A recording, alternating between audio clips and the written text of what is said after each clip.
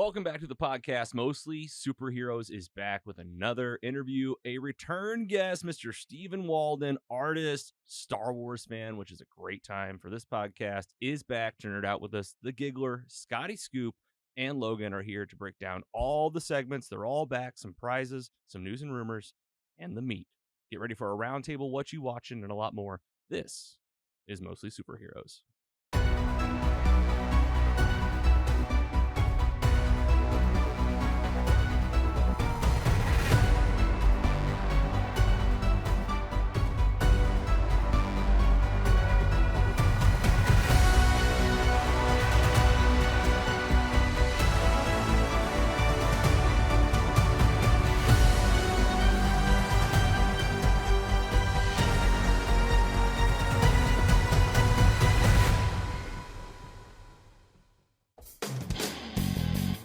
Hello and welcome back to Mostly Superheroes, indie podcast blasting around the world, 65 countries and growing, 120-something episodes. You're subscribed at podcast apps, wherever you're listening, wherever you're watching, Spotify, Apple, YouTube, whatever you're into. So pumped to have you back to the show. Let's go around the table and welcome your co-host. Let's kick it off with this guy, Mr. The Giggler. Yo, great to be here again. Love when we have returning guests, especially when they're one of had a good streak of former Logan's heroes being on the show. Yeah, with not baby, he's not a baby anymore, but Logan Winter a few weeks ago. Yeah, don't call an 8-year-old a baby. Know, dude. He's 8 years old. He was on the podcast, Logan Winter. He's like, remember when you had that baby on? Grow up so fast. I don't know, man. Andy. Hey, season 5 already. Season 5. Jesus. Logan's Heroes. Let's bring back Logan's Heroes. Mr. Scotty Scoop, he's a hero. Fine. Big time. Hey, What's nice up, shirt. guys? Nice Hey, shirt. It's crisp. It's fresh. It's a little itchy because I haven't washed it yet. We have not plugged mostlysuperheroes.com/merch in a while. You can wear your favorite indie podcast on you. Andy or Scotty, brand new, ordered, got your family around to stuff. It looks really fresh, man. Both of us rocking the yellow. Yes. And I'm in Boba Fett. Yeah. It's pretty good. Well, that was one of our more boring interactions. Welcome back, Stephen Walden. What's up, pals? It's so Dude. good to be here. Love being in this place. And as I told you before we started, it's, you guys are my people. I can smell my own kind. Anybody that has a Star-Lord jacket on the back of their chair and clamshell Disney VHSs on the on the bookcase, and Voltron cans. Shout out Jeremy Corey. I mean, that's, you guys are my people. So it's awesome being back. So thank you for having me. Dude, what a welcome. We're so glad to have you. The patron pre-show was a gem today. We got to let out our nerdism as we do when we normally sit down and we're checking the mics. We appreciate you subscribing to your favorite indie podcast, getting early ad-free episodes, totally exclusive, and you get them before everybody else. I mean, it's just kind of a good deal. As little as $1 a month. Super simple. Go to mostlysuperheroes.com/support. Check it out. Steven, you're back. I want to say, holy cow, man. May the 4th is coming up. It's a huge Star Wars day. St. Louis is going crazy. Free comic book day. And you're going to be at the Link Auditorium 3 to 9 showing off your art. People can go. They can attend. We've talked a lot about the pieces you have and maybe even some of us getting our hands on them. We're really excited. That's obviously right in your horizon. Is that where you're at right now? What else is new? Yeah, my calendar is typically like, well, what's going to happen in the next 24 hours? That's what it's so like for me to know what's going on, 3 weeks from now is pretty exciting. But yeah, no, it's Rebels and Rogues, the sci-fi artist Stephen Walden. But it's also being held at the Link Auditorium. So it's a whole big May the 4th celebration. So yes, my art will be there, but there's also a bunch of other great things. They're going to be screening Star Wars movies in the auditorium area, which is a lot of fun. There's a costume contest, and there's going to be crafts for kids. Last year, they were building lightsabers with pool noodles. So, I mean, it's tons of fun. So by all means, please come out. I believe it's free. If not, then I don't know, just sneak in or something. But very nice. Rebels and Rogues, the sci-fi art of Stephen Walden, Link Auditorium. We'll see you there. And man, this is this is it. I finally gave in with Star Wars, okay? Like Lucasfilms, Disney Plus punching me in the face with all the new things coming out in Star Wars. I finally said, okay, I'm in. Like, you know you what? were holding out. I try to really, if you could, this is a variety talk show. I like to really spread myself thin. My dad always said you're spreading yourself thin. I try to like get my hands on everything. I want to enjoy this X-Men 97. I do. I just want to live in X-Men 97 for a minute. But May the 4th has just been this creep up for Star Wars, announcing the Acolyte, announcing Tales of the Empire. So many things coming up, and we got huge stuff going on. So a little bit of a tease for stuff we're going to talk about in news and rumors, some local events, which leads us to thanking today's sponsors for today's episode, Team Jakey here in St. Louis, in the stigma, battling mental health. Check out afsp.com. That's the American Foundation for Suicide Prevention, and also Provident Behavioral Health. So check them out. If you're having an issue, you can call 988. You can text TALK to 741-741. Again, afsp.org. Check them out. Team Jakey is on Facebook. And don't forget about Steve's Hot Dogs. I'm going to plug them once right now, but you're going to hear that name a few times throughout today's episode because they're Star Wars fans. So we'll hear more in a bit. First up, let's talk about a local restaurant that I love to eat at, one of my favorite segments of the show.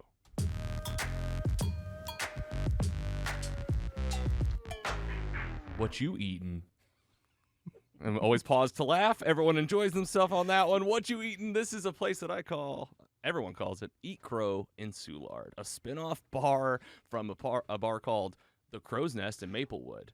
Okay, so this is metal bar, metal drinks. They got great dinner, lunch, beers on draft, cocktails, and metal brunch. You like metal music? You like brunch? Guess what? Whatchu Eatin? As always, we're going to pick what we're going to eat for the metal brunch right here on the spot.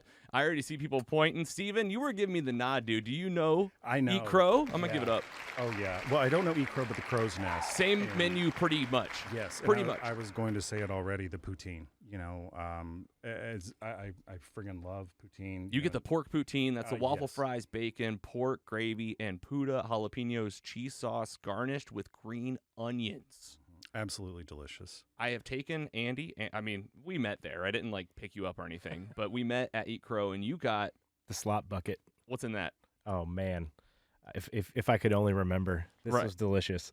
It's slop- on this menu. The bowl. No, sorry, I apologize. The bowl of slop. Give it a little. veggie bowl of slop or the regular. You know, double I'm serving not of- getting that veggie bowls, Scott. Jeez. A double serving of hash browns casserole smothered in Gouda jalapeno cheese sauce and a bunch of other stuff. The Top- bowl of slop. Oh yeah, I got the sausage, green onion, and an egg on top. I have to do our listeners justice and hear, like, you got to hear some of these menu categories.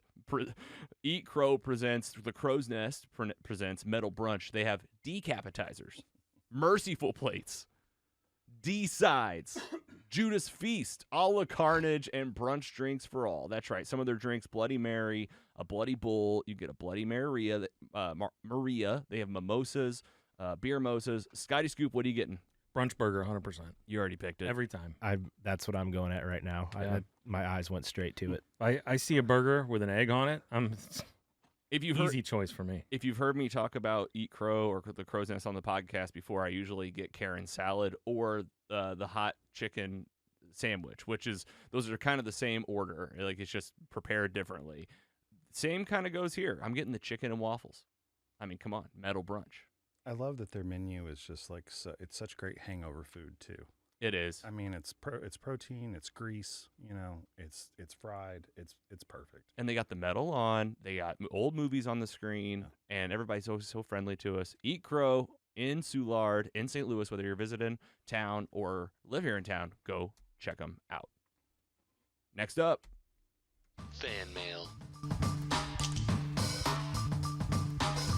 all sorts of fun stuff happening in fan mail, and we're starting off with X-Men 97. I feel like this is the time where we should talk about it, but we also have it in What You Watching. So for now, let's go ahead and just bite our tongues and listen to this fan voicemail from Jose. That's JRebello07 on Instagram. That's right. You can go find him. You can follow him. He's in Puerto Rico. He called and left us this Hi message. guys, greetings from Puerto Rico. This is Jose.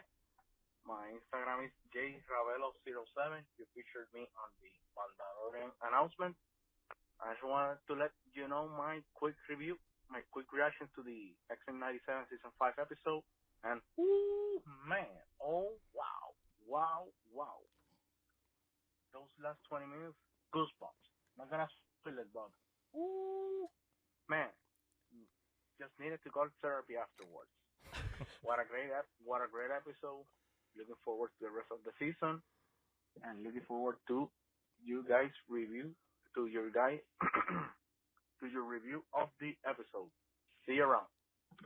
Have a great weekend, guys. Bye bye.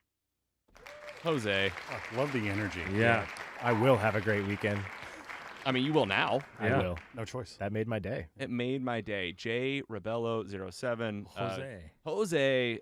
Yeah, we featured him on a Mandalorian movie announcement when they announced the movie, and he wrote in how excited he was. Good to have you back on the podcast. X-Men 97 is going strong, and yeah, we'll come back around to it in Whatchu Sharin. For now, we'll keep it going in fan mail. We're giving away a lot of stuff. Johnny Cash, the Greatest Hits collection, is available at mostlysuperheroes.com/contest, along with a few other things. If you've heard of the Royale Food and Spirits here local to town, we're giving you a gift certificate. You want a cocktail, alcohol or alcohol-free, you want some vegan food, they have a lot of that on the option, but they also have non-vegan options if you're a full-on carnivore. The Royale Food and Spirits, Kings Highway, St. Louis. Go enter to win a gift card, and we'll send you there, and a couple comic books. Superman Year 1, we're giving away. Scotty picked up a fresh copy, unopened, right here on the desk. And Ultimate Spider-Man is also be given away by the Giggler up on the podcast. So a couple comic books. And this is where I want to segue to a Superman topic in our next segment. News and rumors. By request of Stephen Walden, and happily, because these are friends of ours, the Superman Museum in Metropolis, Illinois, right, is going to be affiliated with a big event going on, the Superman Celebration, Metropolis, Illinois, June 7th through June 9th. This is an event coming up. Stephen, why don't you tell us about this event, what people should expect? And I know that you've been a member of this thing for a while. Yeah, I was doing the math, and I think that I've done it 6 times, hopefully 7. I'll be going back this summer, hopefully. But even if not, it's absolutely worth it. The best elevator pitch, it is a Comic-Con meets a county fair. Metropolis, Illinois is probably the greatest misnomer because it is not a metropolis. It is a very, very small town. So, and I'm from a small town of 9,000 in Hope, Arkansas, 10,000, whatever. Check the census. And we have the Watermelon Festival, and it's the same kind of a vibe, but it's so much cooler because watermelon sucks. Superman. But it's tons of stuff. It's kid friendly. It's you can go for a day, you can go for 3 days. There's face painting, there's contests, there's all kinds of vendors. They have celebrities that come in. They've had Brandon Routh, they had Margot Kidder, they had Sarah Douglas there. So people old school. Dean Cain, they've had them. They had the cast from Smallville a couple of years ago. Had Tom Welling and Michael Rosenbaum, and Natalie Maines from Supergirl. She was there last year, as well as Tyler Hoechlin, and some really, really cool folks. And the people who run it, they're absolutely wonderful. I can't recommend it highly enough. I think you guys should be there, just to take in the vibe, to get a sense of it, to get you something fried on a stick, because they've got some wonderful food vendors there too. They're lined up up and down Main Street. You get a shot with the Superman statue. They actually have Superman there who walks around and takes photos, and they got a few. It's really wonderful. they have in this photo. It's like the Santa. It's like right. He has his helpers, but then there's like the real Superman who comes in, and he's absolutely amazing. It's like whenever you're like, hey, just watch for me at the Cardinals game. I'll be in a Cardinals shirt. Yeah. Yeah, no, and you have a lot of people that are there in costume. Does not have to be Superman related either. I mean, they welcome all kinds, and some of my favorite cosplay people that I've seen there. Also, it's hot as a crotch, which it's like I was not expecting that in Southern Illinois. I think, Illinois, it's more urban. No, not at all. Illinois, yeah, exactly. Scott, you're shaking your head. Yeah, it's like people who are from here, you guys know it's farmland, and then there's Chicago, but it's that it's so, because it's right there on the river. It's incredibly muggy, and the costumes that I saw, there were a couple guys who were there dressed as Rocky and Drago. So it's like they only had to walk around in robes and shorts, but also a guy that was dressed as Parappa the Rapper, which was pretty funny. Nice. Kick punch, it's all in the mind. Classic. Man. Yeah. So I can't recommend enough, as I said, and hope to see or hear that, other folks have gone. Hell yeah, man! You're talking to a Superman's my OG superhero have over to here. go. He's You and, have to and I've go. been to the museum. Me and Carrie popped in there. Have you guys been to Metropolis? Never. I've been to Metropolis, but I've never stopped at Metropolis. I've done a lot of work in Southern Illinois. Pop your butt in that Yeah. museum, like you were saying, Steven. Like if it's a hot muggy day, Yeah. there's some places there on Main Street to cool off. Say hi to Morgan. She's one of the folks who runs the museum, and she's doing a really great thing. If you follow the Superman Museum on Facebook, they have they're in the midst of painting a gigantic mural of Action Comics #1. And it's one of those interactive murals that you can actually pose with it so that you're the one that's lifting the green car over your head and smashing it. And it looks wonderful. It is absolutely wonderful. And I can't recommend it, that also highly enough too. So wonderful people and a wonderful time. I just realized I had some merch from the Superman Museum. You do? I had this bottle. It's one of these classic bottles that if you would have seen your aunt drinking it in the 90s, you wouldn't know if it was a big thing of water or Mountain Dew. You wouldn't know. But the big straw. Or wine. Yeah. Oh, yeah, Andy, I like your aunt. Pucker. Yeah, I thought that's where you were going to go with it.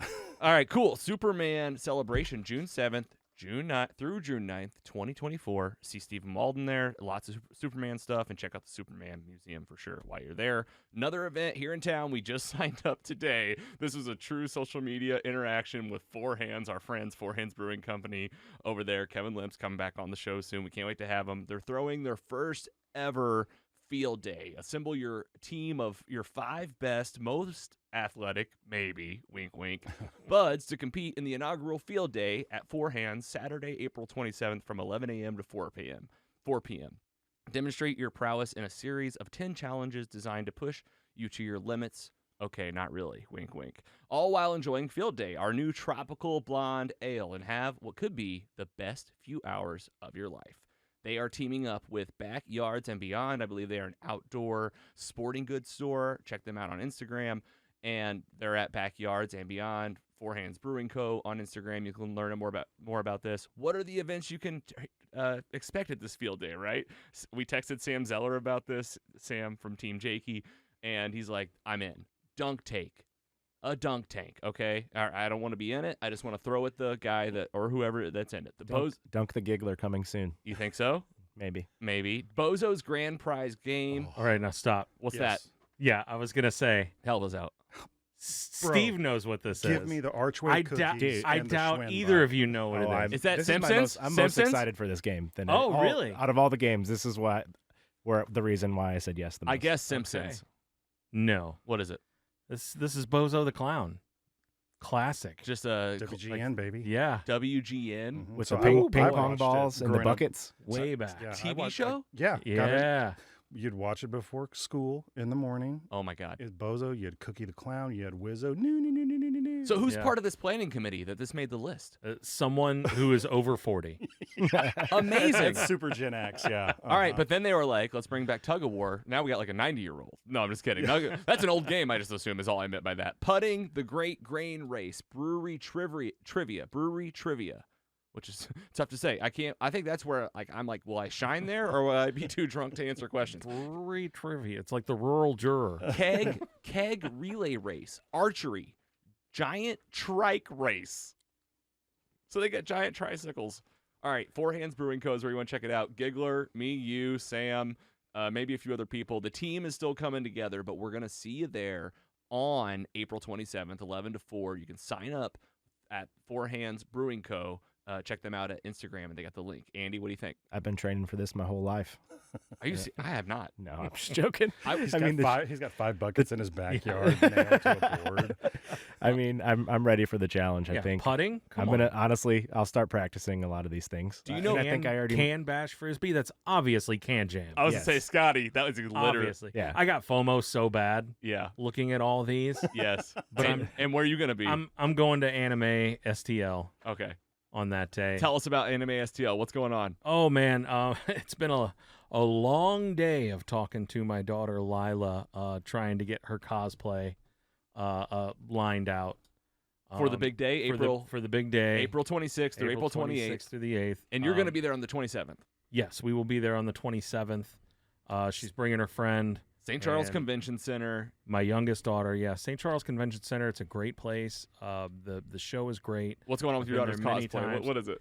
So she just waited. She waited too long. And she was like, I don't feel like making it. Can you just order this from Amazon? Oh. Well, it's not going to, the one you want, it's not going to be here until after the show. Well, how about this one?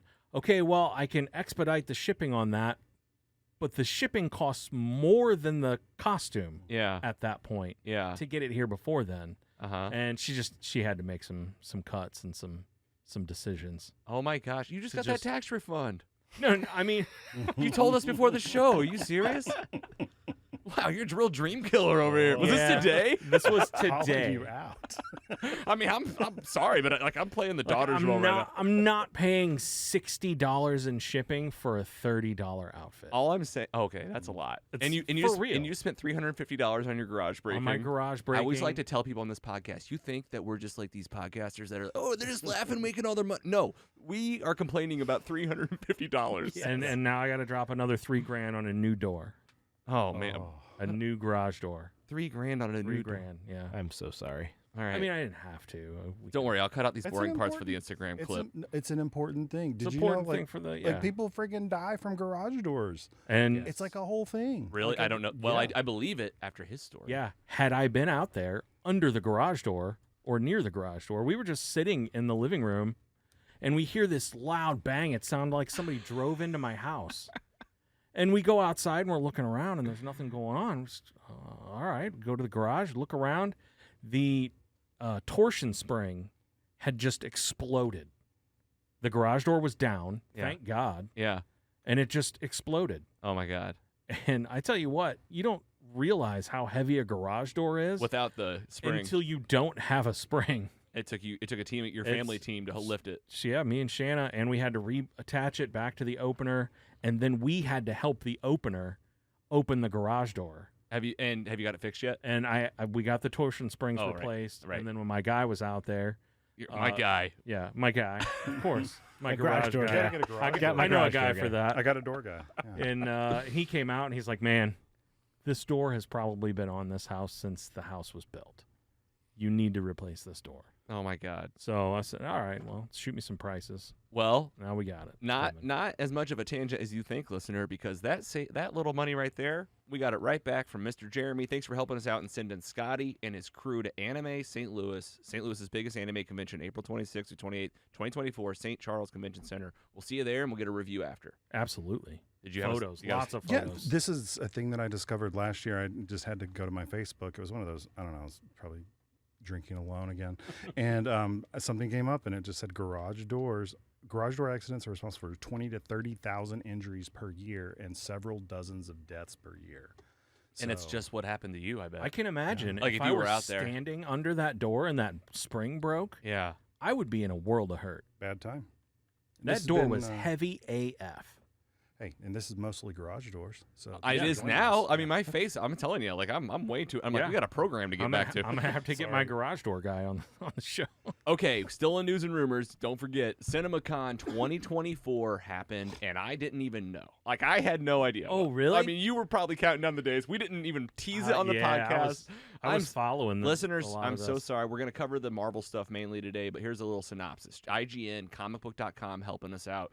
Disney held the big studio presentation of CinemaCon 2024. It brought updates for a few Disney and Marvel projects, including Inside Out 2, Deadpool and Wolverine, Captain America, Brave New World, Moana 2, Mufasa, The Lion King, Kingdom of the Planet of the Apes, Young Woman and the Sea, and so much more. Like I said, I want to focus on the Marvel stuff for myself, so I'll get out of the way. They shared some footage of Captain America, Brave New World. Not going to share what that is. It's coming. Is that happening?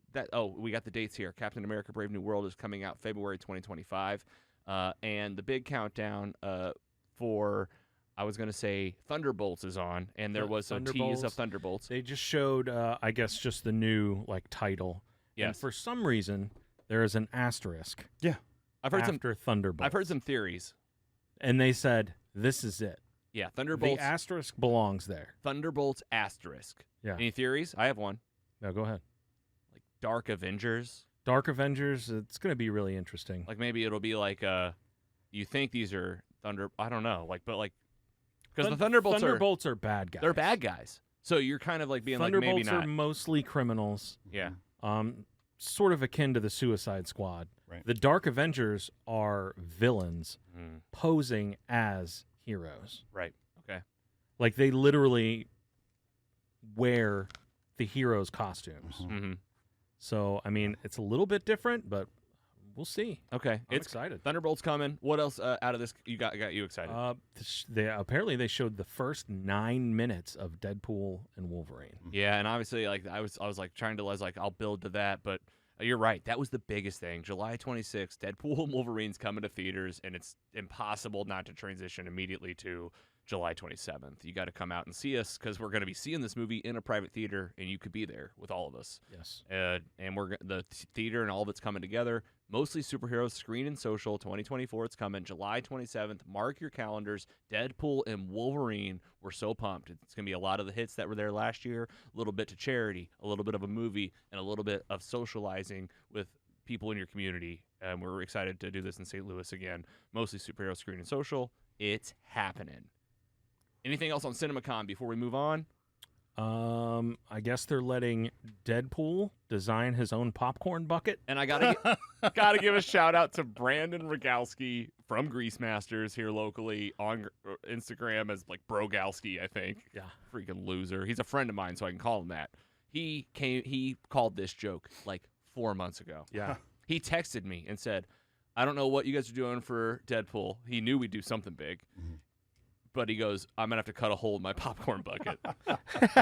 And I'm pretty sure, isn't that what is everybody's So this leading is- us to believe? What are the theories about this popcorn bucket? This is a Kevin play- Feige came out. I'm going to use our F-bomb. We can use more than one, by the way, on the podcast. But I guess I'm just a little bit of a square. I warn you before I say the F word. He came out and he goes, Deadpool and Wolverine is going to be fucking awesome. Yeah. And he's like, I can say that because this is Deadpool. And we're going to have a good time. What are your theories about the bucket? So this is a play on the Dune 2 popcorn bucket. I don't know if any of you guys are That's what familiar. it was. It had the Dune 2 It's got with the teeth. sandworm. The sandworm. With the thing in it, And and you you- have to reach in. And you couldn't get popcorn out of it. Right. Oh, that's and good. it looked a little fleshlighty. So obviously, when you're, I mean, Deadpool. I mean, we're going to be talking about some stuff on this podcast with this movie coming out. This is where the adult stuff starts coming in. I mean, the theories are like, a hole in your popcorn bucket. I think I've seen some. it's mock-ups, real. It's real. whether or not they're real or not. Like there was a hole. There was like Deadpool's face and Wolverine's face with a hole in the mouth. On Well, the side of the bucket. I can tell you that this is real because I could tell that before Kevin Feige came out on stage, Bob Iger had a gun to the back of his head. And he goes, 2 things. Don't forget to plug movie theaters. Yeah. 2, do the popcorn bucket. Do the Popcorn bucket. bucket. That way it's adult. That way it's, because he gave a whole spiel. But it was CinemaCon, so Yeah. Deadpool, Wolverine, July 26th. We can't wait. It's happening. Any thoughts? Steven, do you have anything else? I'm super excited about it. I do have a Deadpool piece in progress. I'll give you guys an oral preview. It's Deadpool drinking aviation gin at a bar, head in his hands, clearly depressed because behind him Green Lantern is playing on TV. Yeah. Oh, my. That's a real piece you're Beautiful. making? And my goal is to Breaking have it ready news. for May 4th because it's Rebels and Wow. Rogues. So it's not just Star Wars art. I'm going to have He-Man, Skeletor, Sonic the Hedgehog, which is another thing because it is a sci-fi show. So I'm trying to figure out, well, what is sci-fi exactly? Because, Yes. It's kind of everything nowadays. Yeah, I think it's really just whatever I want to put out there. So we'll see. Very nice, my Wow. friend. Giggler, do you have anything on that? No, I just can't wait to see that piece of art. That's amazing. Yep, that's right. All right, well, good tie-in. You were reading our mind there, Steven. May the 4th is coming right around the corner. We're doing a Star Wars Timeline episode that you're going to get a tease of in the meat today. That's because this Star Wars episode is so big that we basically need 2 episodes to flesh this stuff out, and we're going to do it later in today's episode. Coming up on May the 4th, along with Steven's event, there's something happening on South Grand with our friends Steve's Hot Dogs and Apotheosis Comics and Lounge. Free Comic Book Day is the same day, a Saturday, May the 4th. Get ready for Free Comic Book Day at Apotheosis Comics and Lounge. Joystick Drift, a band. It's going to be a concert live in Ritz Park from 11 a.m. to 1 p.m. Galactic Trivia is happening at Steve's Hot Dogs at 2 p.m. on the day, and a costume contest that we're judging, Scotty Scoop, at 3 p.m. with prizes. That's right. It's up to us. Come dressed big at 3 p.m., and you can see the Mostly Superheroes squad. We'll probably be at parts of this throughout the day. come on out, and don't forget about Cantina cocktails and bites all day at Steve's. You'll hear more about that in the ad for today's episode with a little bit more about the fun Star Wars menu items they have. And we can even listen to that together for fun because I worked really hard on it, and the names are just too fun not to listen to. All right, also happening on May the 4th is your big event, Rebels and Rogues, the sci-fi artist Stephen Walden. You talked about it at the beginning of the episode. You just gave us a little bit more about it. What else is coming to mind that you want to share with people about this day? You mentioned you're going to have other pieces of art. Where can people check your art out in the meantime, maybe is a good thing? Yeah, a good place to follow me is on Instagram at Stephen Walden, StevenWalden. Also on Facebook, Stephen Walden Art, all one word. Just follow those. That's where I'm putting out most of my info there. One thing I would love to do with you guys is, because typically, it's like people are like, okay, we've got these events that are going on. I'd love people to do both. And also to support you guys, that I will give you guys some artwork of mine that you can include with your prizes for your event at Steve's Hot Talks. Beautiful. Very nice. Perfect. That was it. Yeah, we're going to collaborate on this thing because we might as well all team up on it. But if you like news and rumors, you want to be caught up on what's going on, you might like reading an email newsletter or like reading a blog post, we have something for you. It's called the Mostly Newsletter. We do 12 issues a year. Andy runs point on the thing, and it looks beautiful. It comes out to you in an email. It goes out as a blog post, and we're going to start releasing it as a podcast as well, I promise. We haven't done that quite yet, but it is happening. So Mostly Newsletter, go check that out at mostlysuperheroes.com/newsletter. We'll take a break, and we'll be right back.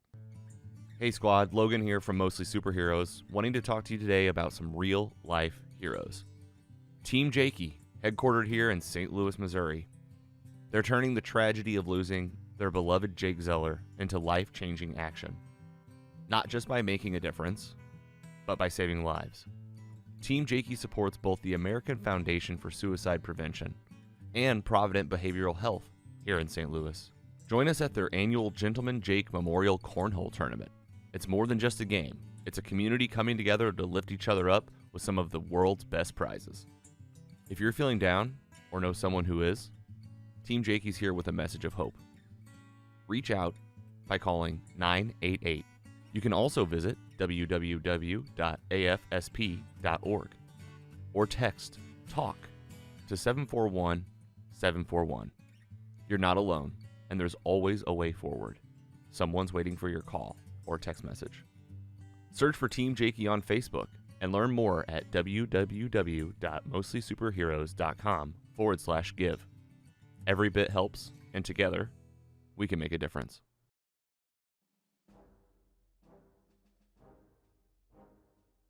Hello there, Star Wars fans. Logan here from Mostly Superheroes.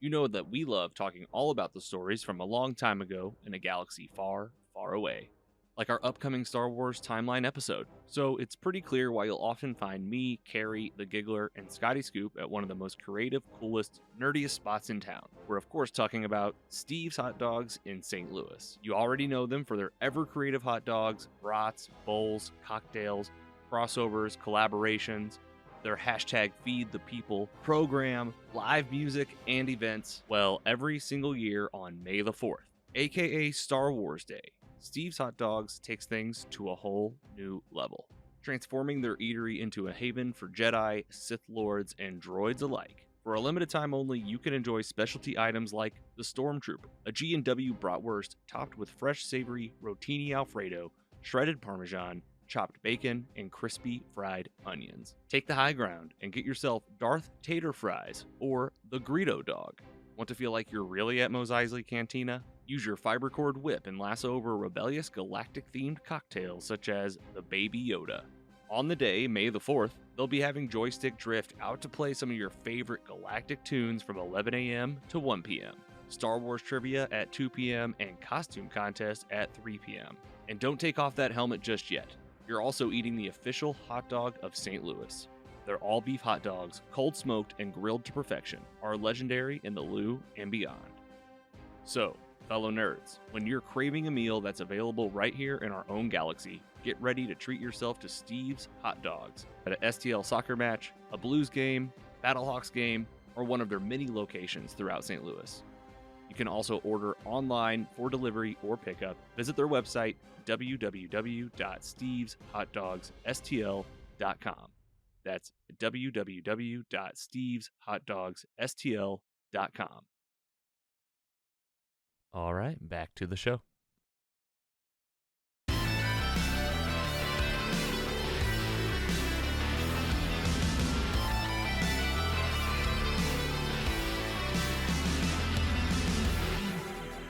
Whatchu Sharin. You need to change the Sweet thing. bumper. Come on. Oh, you want to tell her? Oh, Gary. Do I need to open the hole over here and yell up? Are you talking about our laundry chute? You just open our laundry chute like, Carrie, update this graphic to Whatchu Sharin. Oh, my God. All right, welcome to What Please You do it. Watching, Whatchu Sharin. I mean, it's a callback, too. We need a new graphic. Roundtable reviews for you right now. We're going to talk about a few titles. First up on Prime. Amazon Prime Video just made a video game into a TV show. I've seen it all. Steven's only seen like 4 out of 10. Andy's seen like 6 out of 10. And I think Scotty's seen like 7 out of 10. Oh, I watched the last 3 episodes last night. So you're caught up. Oh, yeah. We're talking about 100%. Fallout. I thought there was only 8.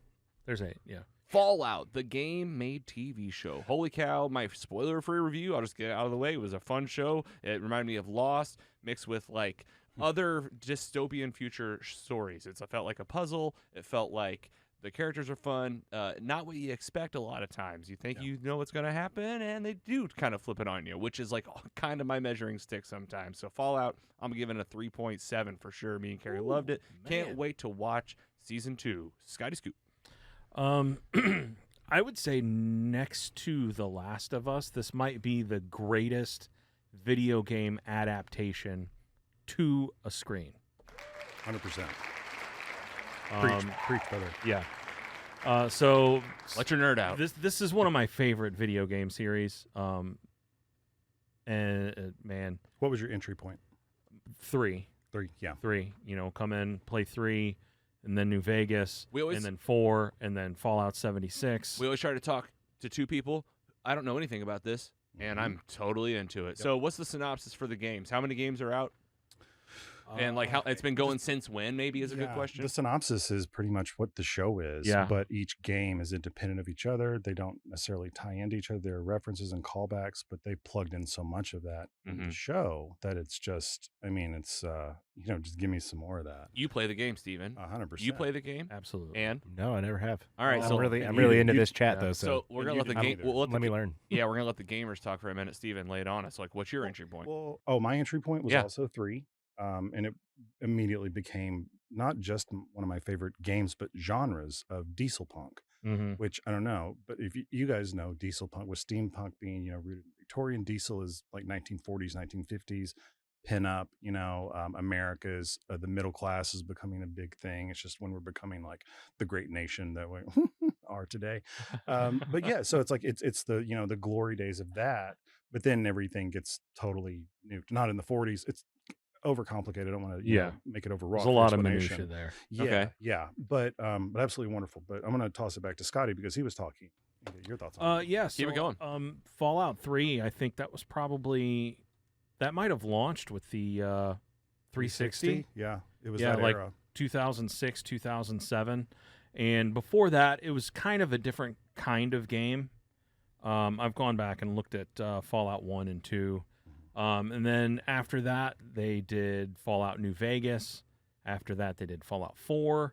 And then there was a Fallout 76, which was just like an all-encompassing, always online kind of cooperative game, if you wanted it to be that. Okay. But, man, they nailed so much stuff just straight out of the... Like, you don't have to know this stuff, but when you see it and you've played the games, you're like, oh.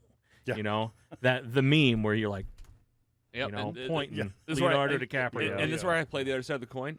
I don't know. I can have fun with this because me and Carrie do not play these games at all, and we're watching it, and there's things that happen where I go, I don't know exactly what they're saying here. I go, but I know this. They're saying something important, and the diehards just got a little wink, I think. Oh yeah, for sure. Yes, and Nerd boners all over the place. 100%. Good.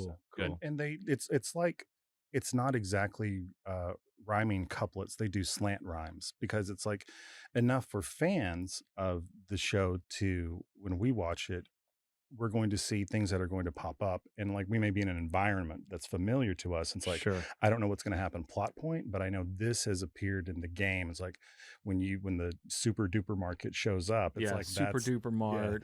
You yeah. see the I knew that was a big thing. I was you like, know, that's a big thing. She was traveling in Oh, the man. desert for days and opened a box of deviled eggs. Right. I mean, I guess like these aren't necessarily spoilers. Yeah, no. Yeah. Not They're yeah, just not- kind of funny tidbits. Yeah, just tidbits, Easter eggs, if Yes. you will. Yes. Um, Certain things feel like levels. You know, You're like, oh, this would have been a big level move. yeah, they call back. I remember at one point a guy mentioned like the Battle of Anchorage, Mhm. you know, and Yeah. that's something that happens in the games, and you know, just like canon events that they kind of mention, and then just the look, the grittiness and the griminess of the of everything, and then while they're in the vault, how clean and sanitized everything is, Yeah. and then how sometimes this can be super serious and heavy, and just move in the wackiest, Yes. Mm-hmm. weirdest direction.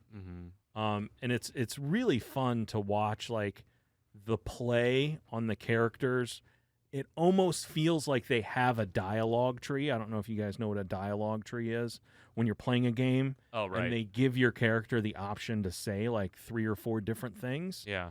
and it really feels like sometimes they take a beat to think about it, and they'll, you know, choose the nice reply or the completely wacky off the wall interaction. Yeah. And as a gamer, you're like, oh, they're going to do one of these 4 things. Yeah. Oh, for sure. Okay. This could go in any one of 4 And for me, as directions. not a gamer, like not having that, like I don't need to know any of that. I'm just kind of watching like a unique kind of catchy type of writing. I think that's the testament to a great adaptation is you don't have to know anything about this going into it It's almost like to enjoy it. it's almost like the mainstream was kind of right. But Yeah. are they selling us something here? Oh yeah, Amazon Prime. Yeah. Okay, never mind. It's still toxic. Okay, no. But they're getting it right a lot. Like they're really hitting the mark of like this can be for me that's never played a single second, and for you guys that have been playing since what I hear 2006. Like Yeah. that, and like that's a lot. And like video game stories, watching friends play since a young age. I always thought that a lot of these games had the best stories. Like I was fine watching my friends play because like I was into the campaigns, you know, and so I feel like they are hitting it. It's for like everybody. Now, and I will say, if you've got the mobile device, you can play Fallout Shelter. Yeah. It's a real fun. Oh, you got an entry Just- point now. Here we yeah, go. It's very just a addictive, yeah. real fun game. Do you feel like Where Jeff you're- Bezos is pupper Yeah. mastering you right now? You are running your own vault. Yeah. And you're creating the levels. You're putting your vault dwellers to work. I feel like you're breeding them to create more vault dwellers. We've really failed anyone that hasn't doesn't know anything about Fallout. And we'll say it now and I'll cut it back to the beginning. The synopsis for the show is like, I mean, Steven did a good job kind of setting up. It's in the past. It's like in the 40s, 50s, 60s, and they set up this 2077. nuclear war is on the brink. Yes. And then the show is called Fallout. Yeah. So, I mean, I don't know. Maybe you already put it together.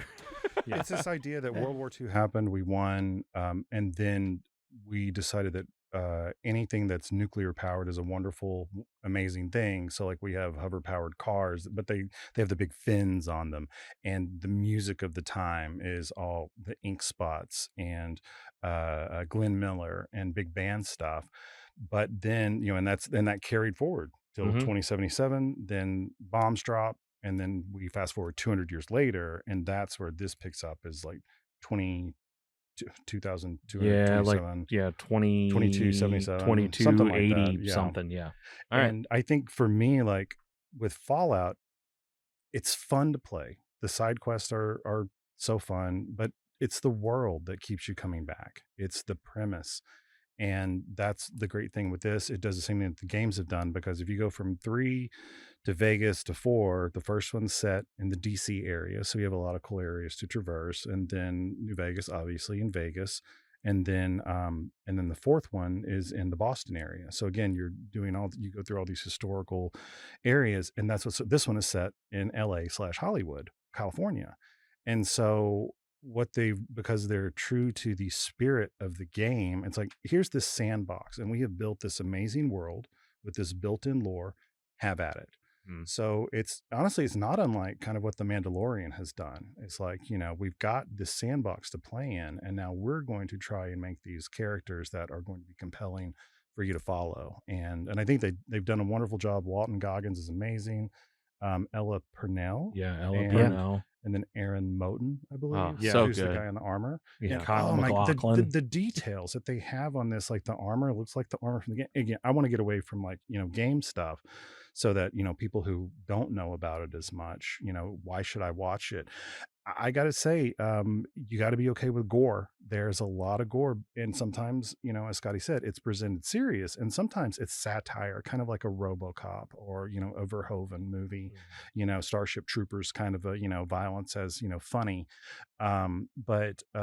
So the tone can be all over the place, but that's Fallout. And it's like one of the big components is side quests. You have your main mission that you need to do that's going to save the world, but then you get, tracked by somebody's like, hey, I need you to go collect 50 spider butts or whatever. And that's one of the things that Walton Goggins' character says. He's the zombie guy with the hat. Is like, that's the thing about the wasteland. There's always some bullshit that gets you distracted. It was something to that. I mean, it's like one of his lines. He just drops when he's doing those. Yeah, and missions. it's like, oh, that's exactly what that is. And so it's not something I could recommend to everyone, because I started watching it when I was on vacation just recently down in Arkansas, and my mother, who's 74, and we started watching it with her. So that was really fun with the graphic sex scene in the first episode.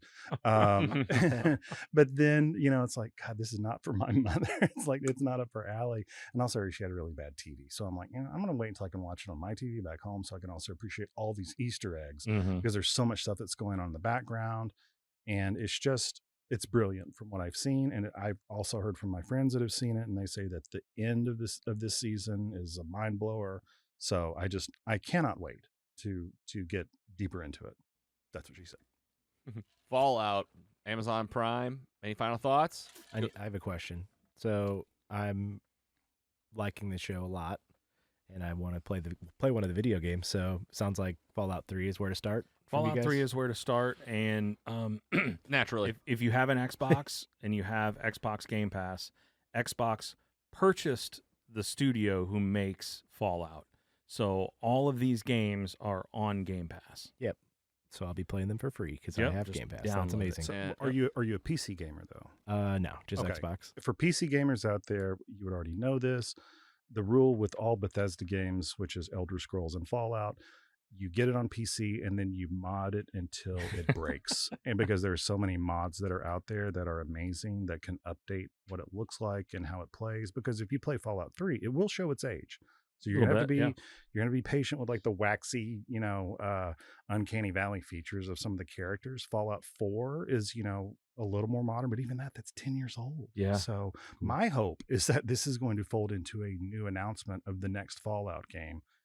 I hope, because God, I hope so. Yeah. I think you guys are gonna get your wish. I mean, they got 76 this show. Came out, and I don't count that because it's not really what failure. people wanted. Yeah, exactly. It got better. It got a whole lot better. Are you guys nervous that the show got some of the game budget? No, not at all. It's like they got more now. It's a different animal. Bethesda is a giant. Yeah. They make whatever they want. It's funded by Microsoft now, and now they're in bed with Amazon. They've got some decent pockets. They're okay now. All right, Fallout on Amazon Prime. Whether you're a gamer that's looking for the Easter eggs, you'll enjoy it, or you're a noob like me and Andy, it feels like Lost meets The Boys. It is graphic, but it's got a really cool puzzle aspect. Go see it on Prime. And next up, Scotty Scoop, you are up with a comic book. This is a new comic book that just came out. Uncanny last week. Uncanny Valley. Uncanny Valley. This is by Boom Studios. Writer is Tony Fleeks. Illustrator is Dave Wachter. This is, you see the guy here in the green shirt with the little white stripe. That is Oliver. He is I'm just going to give you the basic premise of the book. He is a 12-year-old boy. He has been moving from town to town. Him and his mother there in the scrubs. They are just kind of on the move. They're like nomadish, like, hey, we're moving from town to town. I go where the work goes. So he's had some incidents at school very strange, trying to make friends, some troublemakers. They go out to this, I would say like maybe a dried up creek bed. They jump off like 15 feet. What's the worst that could happen? Well, these two kids break their legs, and when he falls into the creek bed, he leaves a kid-shaped hole in the ground. And, you know, they were skipping school. They bring him back. They call his mom into the office like, hey, your son's having some behavioral issues. Last week he set a fire in the lunchroom, and a couple of days after that he was causing a disturbance in shop class by jumping over tables and doing some crazy stuff. We're going to suspend him. And she's like, well, how come you didn't tell me about all this stuff? Well, you know, we got a 3-strike rule. So this is the third incident. We're going to have to suspend him for a couple of days. He's going, you know, they're on the ride home. Like, what? I've been working on this thing in school on my family tree, and it's just a stick. You know, I know I've got me and I've got you. You won't tell me anything about my family. Well, you don't really need to know about that. She kind of glazes over it. They get home, and this mysterious murder of crows shows up in their house. And they're saying, get the boy. You have to get the boy. We're taking the boy. And out of nowhere comes this cartoonish man.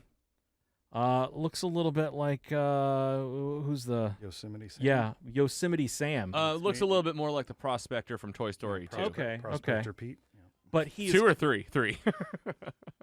He is clearly a cartoon. He said, I'm your grandpa, and I'm here to save you.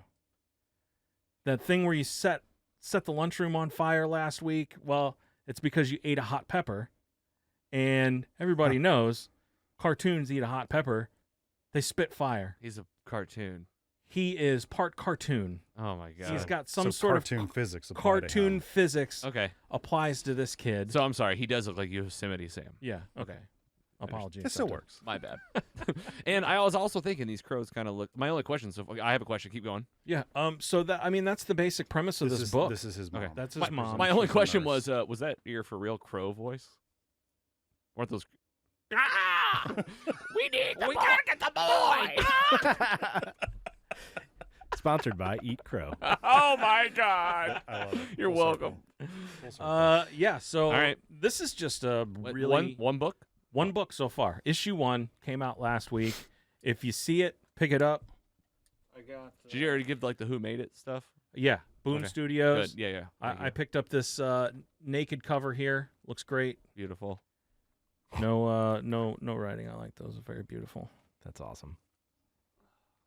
I lost the camera. That's good. All right. This is totally up my jam. I mean, Yeah, I it's say got, Uncanny Valley. Any questions or thoughts? No, I mean it's got a Roger Rabbit vibe. Very Roger Rabbit. World, you know, Kinda, yeah. here's what happens when these worlds collide. I love that. And I knew almost nothing about this book when I grabbed it off the shelf. It looked interesting. Cool.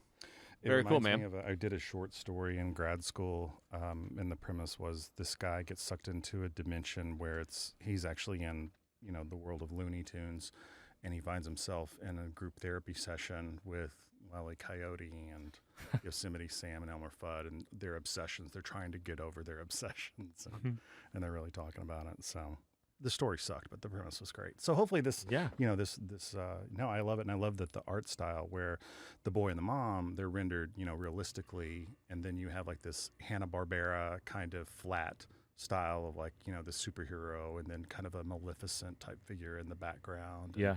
This for is sure. totally, yeah, I will absolutely pick up the trade of this.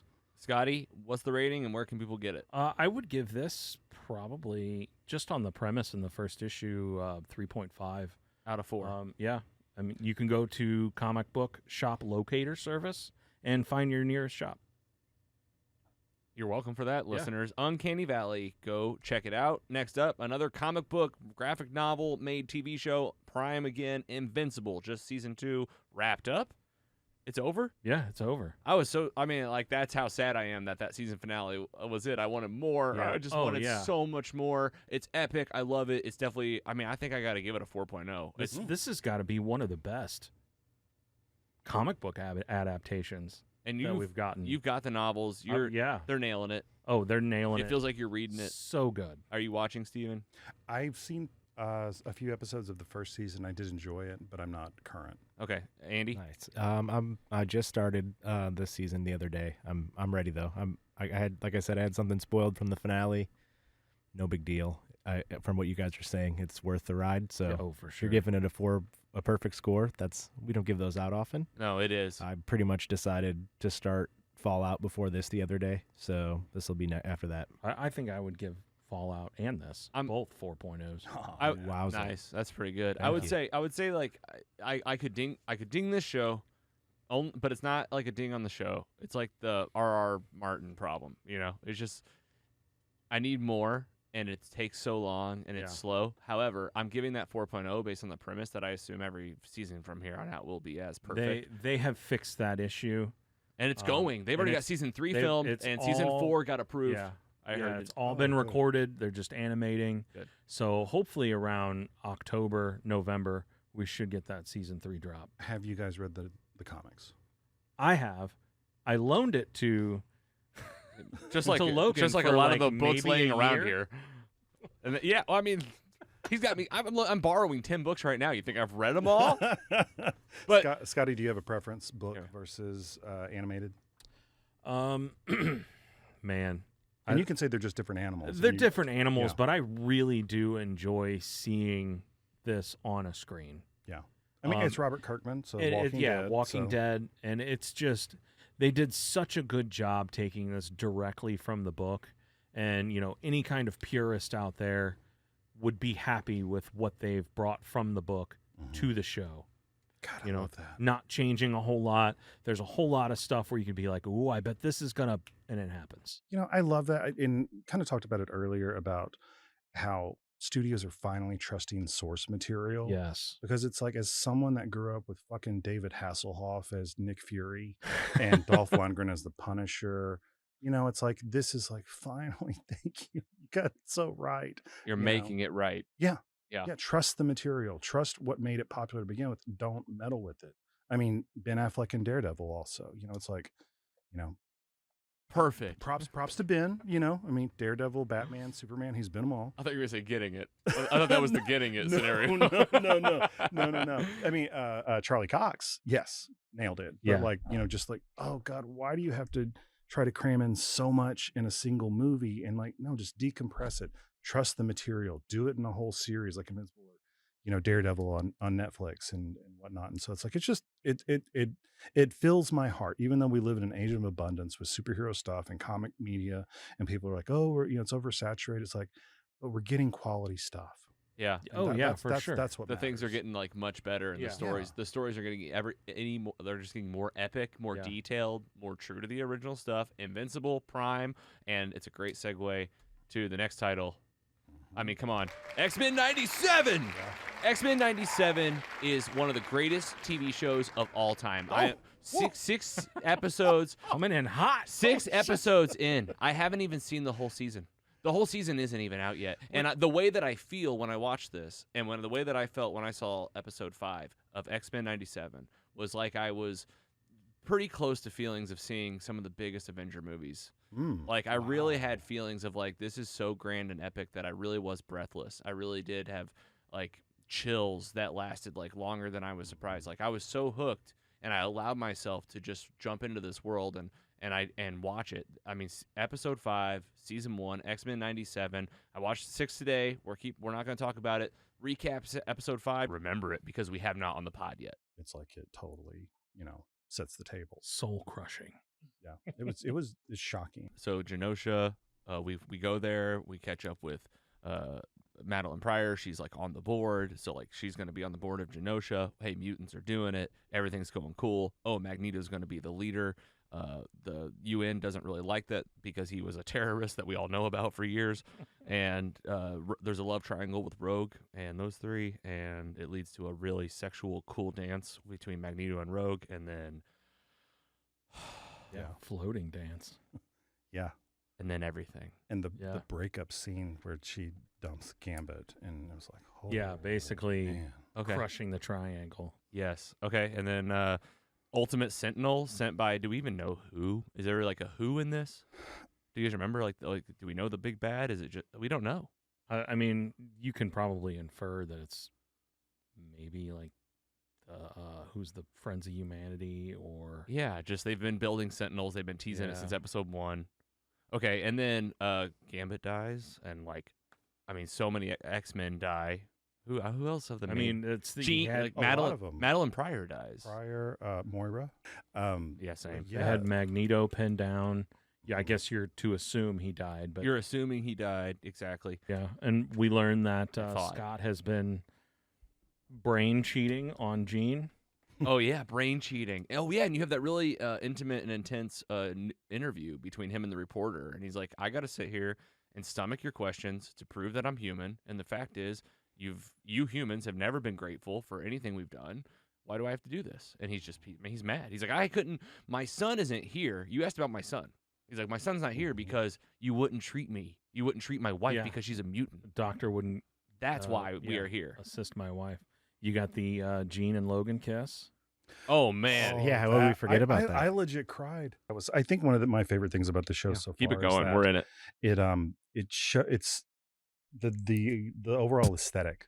You know, the heavy black lines and everything. It looks how we remember the cartoon to look, but it looks so much better. Oh yeah, Yeah. for Because you sure. go back and you watch it, it's like, ooh, this animation's a little janky, the original. But then you watch it now, and it's like, and it's smoother yet true to the cartoon. And also, it's just the fact that, and this is the thing I loved about the original run, is they would adapt stories. And I love, this is a thing that we're seeing in media, is these companies are trusting the source material for the first time. I want to ask, since you're saying this is one of the best shows, the best show ever. Yeah.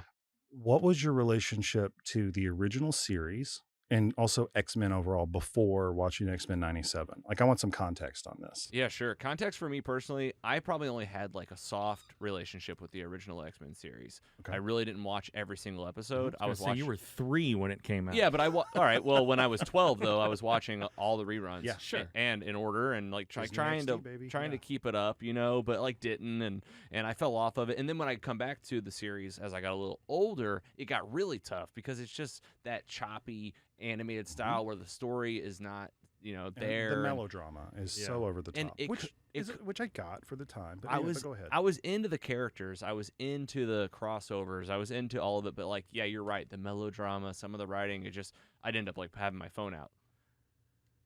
All right, this show gets announced, and I get really excited because of all the things you've said, like about shows like Invincible. Like, we're getting quality stuff, and I just had this feeling. I'll tell you what it was. It was What If. Once I saw What If, same thing. I'm not even an animated guy. Yeah. I'm not even really an animated guy. These shows, What If, and now X-Men 97, I mean, you're doing it. And I think if they're really, I don't know if they're just trying to please me at this point. It feels like it sometimes. Like, they're going to scratch this itch with like the live action crossover stuff. And we're going to get a lot of stuff. So spoiler alert for, X-Men 97 1 through 5. We've already talked about it before, and I'll plug it in right now. So I think it's just good to just say, how's the series going for you guys? Let's start with you, Steven. Yeah. Context. For me with X-Men, I was really into comics at the time during the Jim Lee Claremont time when comics were huge, probably their biggest. Yeah, I would say so. Because late X-Men 80s, 1, early 90s. and X-Men 1 is still, I don't know if it still is, but it was like for the longest time was the number 1 all-time comic sold, which is kind of like now with TV ratings, because things have been splintered and balkanized so much. It's like you kind of have to be like, well, the ratings are good for what it is now. The sales for comics, what it is now compared to the 90s, you can't even come close to it. So it was so massive. I love the art. But the stories were so inscrutable, impenetrable. The mythology was so deep, but the cartoon was great. And I was in undergrad because I'm the oldest one here, and I was watching it, with my roommate at the time, and loved it because it was adapting stuff. It brought in so many different characters. And then when they announced the series, like, oh, that's really cool. But I wasn't like, oh, there's going to be. I didn't make it appointment viewing. I was like, I'll watch it after all 10 are out. Because that's typically how I do most things. There are exceptions to the rule, but when it came out, I watched the first. I binged it so that we could talk about it today. Nice. And I really, really enjoyed it. They fixed so many of the things that you were just talking about. The melodrama is toned down. And when I started watching it and Rogue got back on her bullshit, because as someone that's from the South, no one from the South talks like her. And, you Come know, on, sugar. it's like, no one does. And then also, I lived in New Orleans. No one talks like Gambit does down there. And I'm like, oh my God, he's doing the share. And which I know you have to have that fancy That's his character. Yeah. Sure. I get that. That's part of it, right?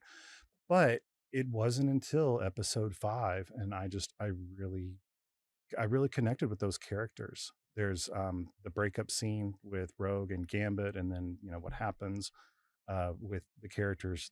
It just, I never had that kind of an emotional response to these characters, and I think it's very, very good, and it deserves all the praise that it's getting. So if you love it, it's great. If you don't know anything about X-Men or the background of it, they do a really great job of filling in the gaps. And because Professor X is dead, in the series, and then all the things that they're doing with subtle character development, the maturity of how the sophistication of the storyline, the things that they're doing, that is what I absolutely love. There's still plenty of action, and the action scenes are really well done. So I think it's a home run, and I can't wait to see the rest. But I'll probably wait until it is fully out so I can binge, because I much prefer binging in that way, because I'll lose content otherwise. There are exceptions, like Last of Us, I had to watch week to week to week. Yeah. Which to me, that's like the greatest media of last year. Yeah, for sure. Which I think I commented on you guys' Facebook page as well, when you were asking for best ups. But yeah, no, absolutely loved it. Had the game on Sega, and I love the reference to that in what I would say like one of the subpar episodes, the split the episode. Jubilee episode. Yeah, it was kind of like Episode 4. Yeah, that was like a not super great, but still at the same time, it was fine. Yeah, because I knew Callback. what was coming forward. Mojo. So. Yeah, dude. There's 2 big things in there that you said. Fair share, by the way. Thanks for sharing that. There's 2 big things that you said that is the reason I know this is good. Usually, whenever I hype something up really big in my head, it's usually like it falls short, and it has to like make up the ground for my higher anticipation. This was one of those things that I counted down forever, and like here I am being like blown away by it. The other thing is the animation piece I mentioned. So I guess there's like 3 things. I'll come back to me, because there's like one more thing that I'm losing touch with. You talked about how you were kind of frustrated with the melodrama of the characters and maybe more the more subtle characterizations. Was that it? I think it's actually okay. It's come back to me. So like I mentioned, like not being that close to the X-Men series, and you talked about like everydayers who maybe are like too intimidated by like all this to be like I couldn't watch this. I agree. It has the adult themes that it feels like they really, really took their time to be like, let's make this show good. Well, let's not just remake the original show. Let's think make they it good. realized that the audience for this show at that time was 12 years old. Yes. And the audience for this show now is like mid-30s. And it's working. Yeah. It's working. It grew up with the audience. For sure. You guys don't need me here because he's saying exactly what I'm thinking. So, yeah. You got 2 scoops. He also has a beard. So. It's the beards, yeah. All right, how's it going for you, Giggler? Dude, another beard. I 100% agree. This is one of my favorite MCU content in years. I mean, it's like weekly appointment TV. I woke up early from work to watch it today. So that's how you know it's good. Were you digging on X-Men before this? Is get you into it? What's your story? I really wanted, I mean, I grew up watching the show for sure, playing the video games, loved it. Yeah. I mean, action figures, all the above. Like when I like something, I go all in on it. So this was definitely one of my Andy phases, like X-Men all in for probably a few years of my life. And I feel like I'm restarting that. Like we talked about the other day, we were talking about Halloween, and I was like, we should just be X-Men for Halloween. Then just started talking about for 10 minutes like what cool costumes we would do. But I mean, that's just one of the many things of this show. We should all dress as multiple man. Yeah, there we go. The same. I remember what I was going to say. You mentioned it, like the weekly drops. I also like to binge. Binging is better for me usually. Like it's like, let's just get it like all in one swoop. It's like one big movie. This show is epic every week, and I look forward to it. And I'm also recalling things because it's like, I don't know, when something's better and you actually know the story, it's like just seared into your brain. And I'm also rewatching it pretty instantly. Multiple times. Yes. Which we talk about. Yeah, for sure. That's how it was with Last of Us. So a couple things. Number one, I'm so glad that you mentioned about the toys, because I think one thing that gets overlooked is X-Men. When that show came out, that did a lot to save Marvel. Marvel was in serious trouble in the 90s at this point. But then Toy Biz came in and started putting out all those X-Men figures, and that led to Marvel Legends, then also with Fleer.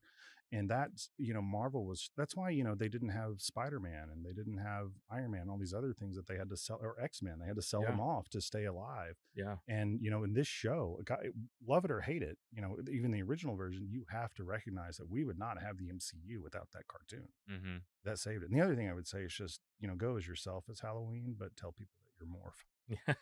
I'm That's just Morph. I was As thinking me. the same. Morph. Yeah. No, we have the same brain. I was about to say that same thing There it 10 is. seconds ago.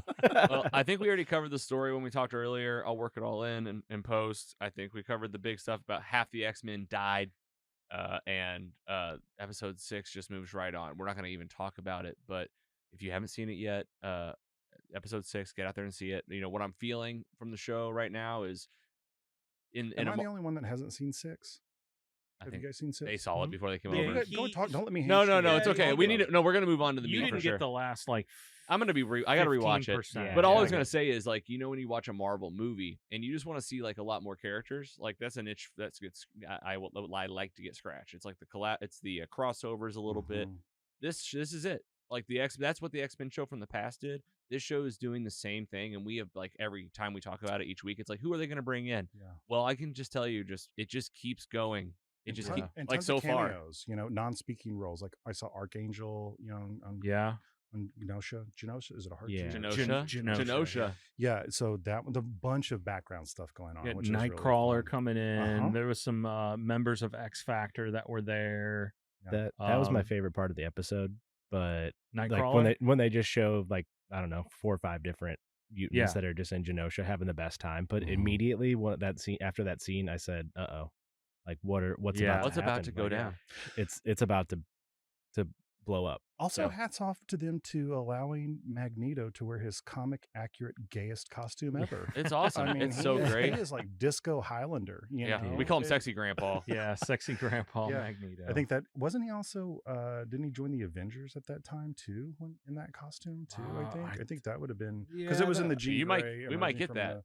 the Cocoon era. So We might get that. Yeah. Like the way they're headed, anything could happen. Cable showed up finally. Here we go. It's all happening. yeah. was Yeah, Cable in the original? Cable was in I the thought he original. was, yeah. I think he showed up in like the second season. Okay, Yeah. that sounds. That's when it started all the time travel stuff. Okay, roundtable. Who's your favorite X-Men? Go.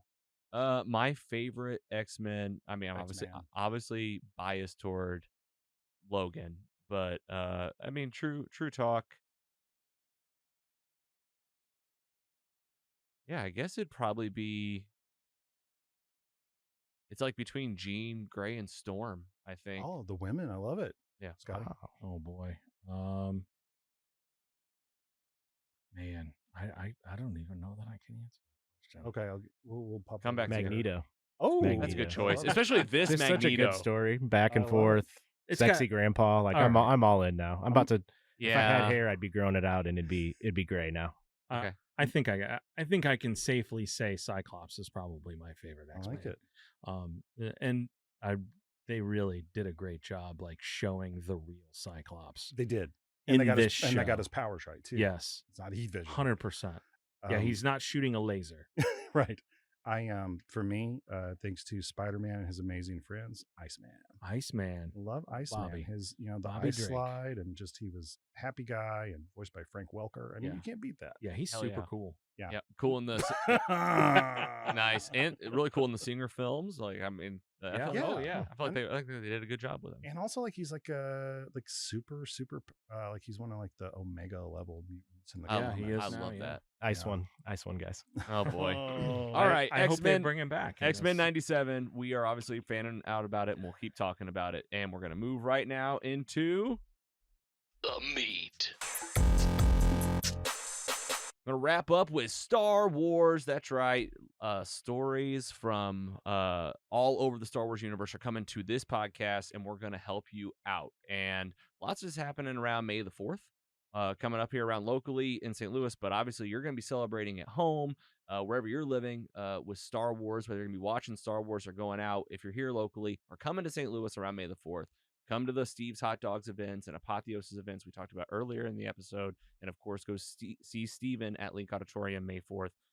And today, for the meet, I really wanted to bounce around and give everybody a preview. This is really a sneak peek, okay? These are untouched slides, and meaning that I have graphics created for this that Carrie, our in-house creative, is going to help me polish into a beautiful resource for anyone that's looking to be caught up on Star Wars. Is this like versions you did in Microsoft Paint? It's pretty close, yeah. So, Star Wars universe is really huge, and we're going to help you out as a resource. There are over 220 titles. Jesus. That's ranging from books to comics to games to TV series to movies. I want to be very canonically speaking. Yes, according to the Star Wars canon, which by definition refers to the collection of Star Wars media considered officially canon by Lucasfilm. This episode coming up will be not affiliated with Star Wars at all. We are truly fans trying to organize this for you and to help you out. We will be focusing on the movies and the TV series for sure. Why? Because there are 110 books. Now, will I tell you where the books, like resources for people that are reading the books or want to get into the books? Absolutely. We are by far not the first to do this. This is, again, just a teaser for the next episode, but we have looked into a lot of resources to be ready. We've read the Star Wars Timelines book, which is really what I've pulled from that is really the 7 eras of Star Wars for the entire timeline. There's like 7 eras. I help organize what I want to show to our listeners and viewers. Again, TV and film. It's really helped me organize in that way. Star Wars Explained is a podcast and YouTube channel that really has some great episodes out there to help you out.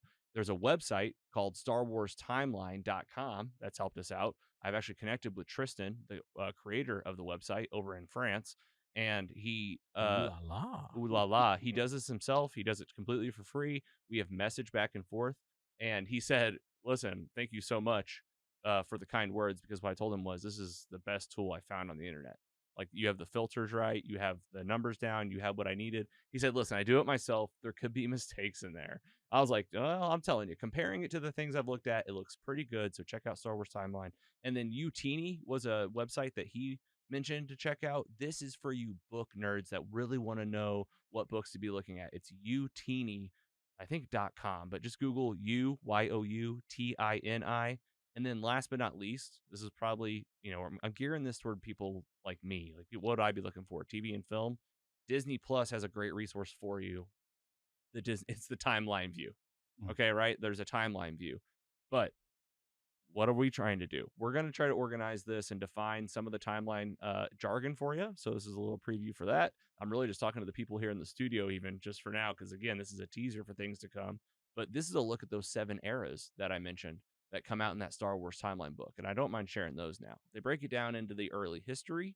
They break the High Republic, the Fall of the Jedi, the Reign of the Empire, the Age of Rebellion, the New Republic, and the Rise of the First Order. So in our big episode, I promised you guys a spoiler-free resource that could tell you the order of these movies. And today, I'm really just going to have you guys check my work. And before we do that, you might hear a term thrown around once in a while, and we'll say this in the episode next week too. BBY. This is before the Battle of Yavin. This is like, whenever people say like BC AD for our real lifetime, this is what Star Wars does for theirs. And what is the Battle of Yavin? This is kind of like spoiler alert for all Star Wars. They blow up the first Death Star, okay? And that's the original trilogy with Luke Skywalker. And they kind of use this point in time, right? Luke Skywalker blowing up the Death Star as a point. And then it all takes place before and after that. The cool thing that I found so far is that there's really not a ton of media for the early history of Star Wars, meaning like before what we call the High Republic, when the Jedi are at their highest point. But you can see what I tried to start to do was, flow in some titles that might help you out for these time periods. So this is where I talk about check and work, right? Early history, you got some High Republic books. I mean, it's already jumping to the High Republic. There's not a lot about the creation of like the Star Wars universe. Tell me if I'm right or wrong. We're missing some Star Wars people here, but I mean, with the research I've done, this is where I've landed. I want to say at some point after Disney bought Lucasfilm, they said all of this stuff, at least book-wise, High Republic, all that stuff is non-canon. Well, it depends on when this stuff came out. When 'Cause this is stuff came out, if this is canonical stuff. right. I see. So there's a But, there's a like, line in the sand. anything that was probably written pre like 2012, I think is when they bought. Something I'm not for sure. Any of that stuff they consider non-canon, but they have been known to They dip use into it. that as a resource Okay. and pull it forward and say, hey, maybe this did happen. It's almost like not the canon, it's just like the archives or Right, something. Okay, right. so then I get it right into TV and film, right? So the High Republic, the only thing I can see right now is the Acolyte and Tales of the Empire. So I think like these are both TV shows that have been announced and are really, from what I can tell, the only visual media out there from Higher Republic. We'll be checking that.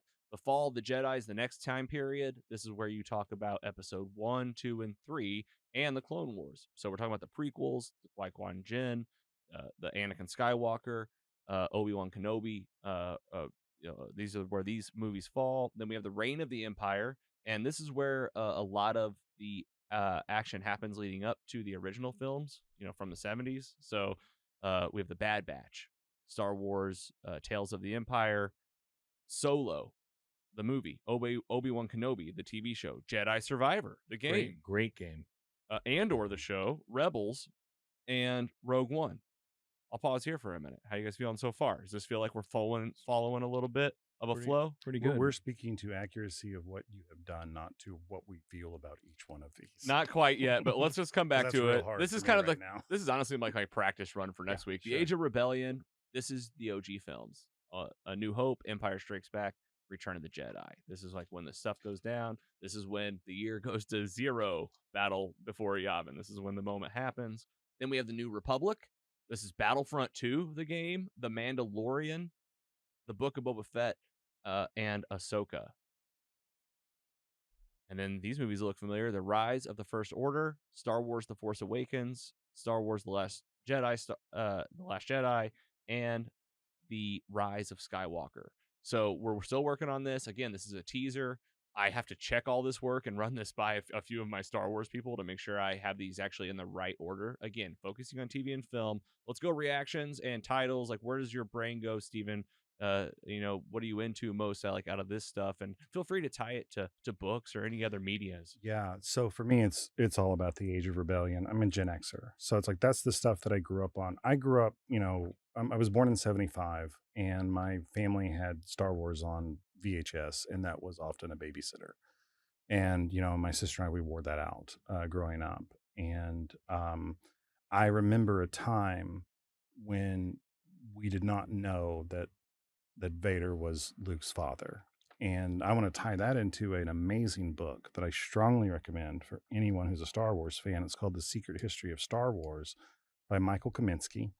And what he does is he goes through the actual creation, the earthly timeline, the real world timeline of how George Lucas. First of all, and I don't want to preach to the choir. Has anyone read this? No. Okay, strongly recommend it. If you're into audiobooks, I recommend that even more than the book because Go get that Audible trial at our Yes. Audible page on Mostly Superheroes, and you get a free credit. Wonderful, awesome. So what's great is that it really cements how Lucas was really pulling so much of this out of his ass, and how like in the first couple of drafts of Empire, like by Lee Brackett, how Vader was not Luke's father. This is something that George was like, he kind of retrofit, like, oh, well, this would work here. And, and all the impact that had in the creation. Also after Empire, he did not know that Luke and Leia were going to be siblings. This is something that he plugged in there. And it's to go back and to realize how Lucas is such a revisionist, not that you needed, me to tell you that or the book, but it tells you how that has always been baked into this. And then also like when he was writing the prequel trilogy for, listeners that are out there, that's also wonderful. And also kind of how the production designers kind of screwed up the Jedi, because the overall look of the Jedi, they're wearing the things that Obi-Wan wore in episode 4, but he was in disguise as a hermit. Right. Would he have been wearing his Jedi robes if he was trying Right. to conceal he was a Jedi? They Right. didn't get that. And that's why it's like, no, Lucas imagined Jedi to be looking like Luke more in Return of the Jedi. So much more streamlined, which I know they kind of folded it in with Anakin's look overall. But then it also goes, which is really fascinating to me as someone that really prides himself on Star Wars knowledge, stuff I had no idea about, and how he pulled from mysticism of stuff that was going on in the 60s and 70s in the West Coast, that he got the idea of the Force from, how much he borrowed from Jack Kirby and the New Gods, and Doctor Doom was a direct influence on Darth Vader, and the Lensman series, which I don't know if anybody knows about this, but that was also, it's like an idea of it's a sci-fi series that's from the 50s with these space cops that basically, govern the universe. Well, Green Lanterns also took from that, and then Lucas took from that, where they were powered by these lenses on their chest, and and then he started to get the ideas of the sabers and whatnot. So a lot of this stuff was just like, when he talks about the Clone Wars in episode 4, he didn't know what he was talking about. He just dropped because it sounds cool. And to go back and to look at this, I was like, oh my God. And it doesn't cheapen Star Wars for me. I admired it even more, but I never have to go through. It's like, oh, this is how they planned it from the beginning. No. It's like, that's not. Yeah. At all. And how important is that, right? Yeah. But to me, and this is also a great thing why I recommend the audiobook, because so much of this is done through oral history from like these are Lucas's words, these are Irvin Kershner's words, Francis Ford Coppola, even Liam Neeson, and the reader of the book on Audible, he actually does the voices and he nails them as impersonations. Nice. I mean, impossible not to plug audibletrial.com/mostly. Cannot recommend it highly enough. And following that, I don't want to use up all my time here, but and that's the other thing, Secret History of Star Wars, it talks about what Lucas's planned sequel trilogy would have been, 7, 8, and 9, and how wildly different it is from what we got. Right. And, I bet. And to me, it's like, I know I was talking about how X-Men and the toys, they really saved, Marvel. One thing I don't think gets nearly enough credit are the Timothy Zahn novels from the early 90s, Heir to the Empire, Dark Force Rising, The Last Command, which are wonderful. They take place about 5 or 10 years after the original trilogy.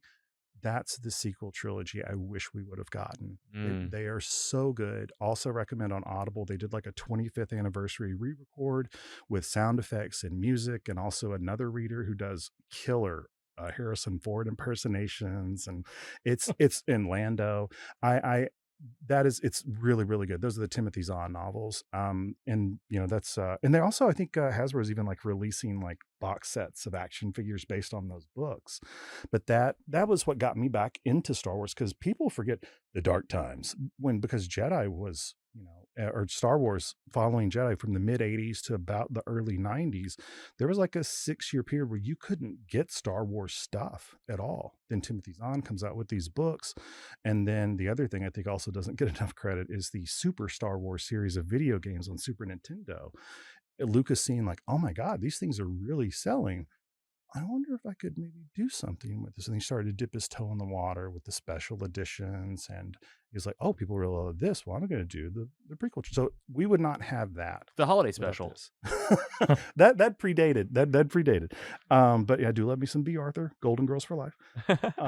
But yeah, so I mean, those are things I highly recommend. But as Scotty was saying, when they bought, I did look, 2012 is correct. Nice. When they bought it, they Thanos snapped this stuff out of existence, which was very unsettling to a lot of us fans, because a lot of people the who Jedi, were like, man, I feel like I invested all this time, and now it's not anything. Yeah. But also to your point, Logan, that they still went back and they have pulled certain things like Thrawn, amazing, one of my favorite Star Wars characters of all time, didn't appear until the Timothy Zahn novels. He's an art historian, who I understand the culture because I understand their art, and that's how I can, be this master planner. And also like with Mara Jade, the Jedi who was the Emperor's right hands that Luke in, pre Thanos snap that Disney did when they bought it, Luke and Mara Jade, they marry and they have a family and they have the Jedi Academy and all these other things that were just like people got really invested in, and they were incredibly popular and really solid stories. But then they were all just like, no, we're not going to use that anymore. So I still am glad to see them pulling some things, but I'm also, as a Gen Xer who grew up on the original trilogy, I hate what they did with Luke Skywalker in the sequel trilogy. Can't stand what they did there. But But overall, it's like I also, one of the really great things as for me that I've been able to see as an artist is I do these events, and there's one, I have Star Wars pieces with me when I do them. And I have, as on the screen right now, we've got my piece from, the Falcon cockpit, and also Carrie Fisher's Leia. And then, and I would have those up, but the piece that people gravitated towards the most was a painting I had of Ahsoka. They love Ahsoka, and it's really cool to see, like on Reddit and social media, because I remember how the prequels were so derided. Phantom Menace was such a disappointment when we got that awful trope of George Lucas raped my childhood. But now that those kids, they saw it when they were 5, and so when they were in 99, so that means that they're in their 30s, they have the disposable income, and they're passionate about. They love Obi-Wan. They want Anakin, and it's like, That's right. oh my God, it's just so cool to see that from my perspective, just in the same way that as a kid who grew up on the Atari 2600 and playing Asteroids, and to see what Last of Us has become as a prestige series on HBO. You can't imagine a prestige series based on Frogger. So it's like to imagine, to see like how these things have evolved over time is really magnificent. And even though it's like, and it's okay, I'm not the main character. Not everything is for me, and that's okay.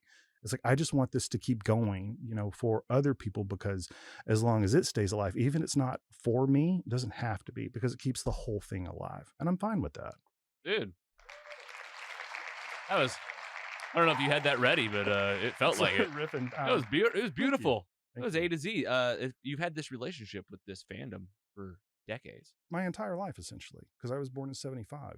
And, at 2, when I'm able to understand basic shapes, it's like I'm getting Star Wars. My family tells me that they took me to see Star Wars. I don't remember it in the theaters. I think I remember seeing it on a re-release in like 80 or something like that. But I remember that. And I just remember all this and playing these, with the figures with my sister. And like I said before, like, no, we didn't know that Luke and Vader were, father and son when we were playing until and then we didn't know about the stuff that came out with Jedi, and just being able to see that. And then also to see it go away and how I missed it. And then for it to come back in a way that I never could have expected. And that's really cool. So I'm happy for even people who love Rise of Skywalker and actually think The Last Jedi is a good movie. I'm happy for you. Yeah, you're still pumped about it, and like I feel like and that's great. That's great. And my kids loved the new trilogy. All right, what you got? What you got, Scotty Scoop? We'll do final takes here, and we'll move into coming up. We'll do you and Andy. I don't really have a whole lot. I will say that we're gearing up for more. My favorite Star Wars movie is a little out of the norm, especially for someone my age. Solo? It's Rogue One. Rogue One is my favorite Star Wars movie. I think it was just so. Oh, I'll give it up for that. Good. That's one of the best. Yeah. Mm-hmm. And your kids are loving it, and my kids love it. And I can tell you, like, I'm probably, I'm much closer to your kids' age than you, as old as you are, Scotty. Yeah, I'm basically one of your dad's friends. Right, one of my dad. That's going on a shirt, by the way. That's gonna be a Mostly Superheroes t-shirt for sure. I have an appreciation for it because of like how long you guys have been in the game, honestly. Like truly, like anybody that's been following this stuff forever, and you talk about those dark days where like the movies came out and then it's like blocks of time, then there's stuff out and they like pulled the stuff back. Now to be getting stuff, like I always feel spoiled, I'm like, damn, I'm getting a show called Obi-Wan Kenobi. Yeah. And it should have been called Obi-Wan Kenobi and Princess Leia. But they should but I was still there for it, like I was there for all of it. And I agree, like even as like maybe a new age fan or I'm probably like a middle new age fan. I saw this stuff on VHS, on the TV that sat on the living room floor. Do you remember the first Star Wars movie that you saw? Oh, it was definitely The Empire Strikes Back. Oh. And Nice. I was like, I saw Yoda and I was like, what is this? It's a wild one just to be your entry point because it's a second act. Yeah. Oh my gosh. Yeah. And I mean, that's how I was with Harry Potter. Book 4 was my first book. Oh, the best one. I got Goblet of Fire. Yeah. Oh, That's when shit gets real. yeah. Well, yeah. You jump in. So, I Rise of Skywalker, I thought, was messy and just felt rushed and felt like this big cinematic event that like they were like, I was like, I don't know. Like I feel some of the energy, but like something's missing here. Mm-hmm. But I'm still here for it. I'm having fun. And obviously we're here for the Star Wars because there's something special about these stories. And I think for what it is for me is Star Wars is it's everybody. Mhm. And it shows you that every kind of person exists, and every kind of like soul out there It's could exist. Like it's- for like whether you have a long nose, or you might be a little loud, or you might like sing, or you might be like more of a like a shooter with a blaster, or like there's always a room full of everybody. which is so funny because as an original trilogy fan, it was so limited. Like, why are only evil people British? Right. And also like, where are the women? Where are the black people? We got one black guy. It's like where is the diversity? And so now, and it's become now, which I agree with you. Yeah, representation is important. There's something for everyone. I mean, it's like, yeah, you can be the Cheesecake Factory menu. So it's like, yeah, Yeah. absolutely. Do you live in America? Yeah. Like Yes. it's like I don't like I'm always so shocked. Like I feel like we live in Missouri, so like there's always like this undertone of like I don't know. I just feel like I've always thought that this was like the place of every color. And like maybe Star Wars to me felt like they were ahead of their time, like growing up around here. Like I was like, man, they get it, So it's, I don't know, it's cool. All right, Giggler, what you got? What's your Yeah, man. association with Star Wars? We haven't really ever asked you. Like, Dude, my first association with Star Wars was X-Wing versus TIE Fighter Fuck video game yeah. on my first family computer. Give it I had up. before I saw a single movie. I think I just played that.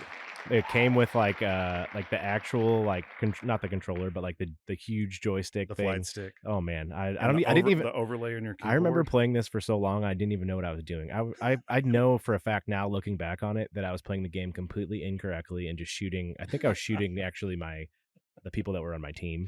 I never knew what I was doing. It was never doing the proper damage. I was just flying around in the galaxy, just figuring shit out. And then a few years later, 1997, the 20-year anniversary throws the movies into the dollar store near my house. Not the dollar store, sorry, the dollar theater. Yeah, wish that was still a thing. Good luck. Walking distance from my parents' house. Just drove by earlier. Was kind of reminiscing on this place. they were still in the dollar store, by the way, on Pepsi cans. That's true. Yeah. Baby Giggler saw plenty of movies over there. But that was really my first like delve into the actual movies, like at the 20-year anniversary. So that from there, Yeah. it was just Yeah. that few years later. Fast forward, I'm in my front yard with the Darth Maul lightsaber, recreating the final scene of Phantom Menace with two of my best friends at the time and his little brother.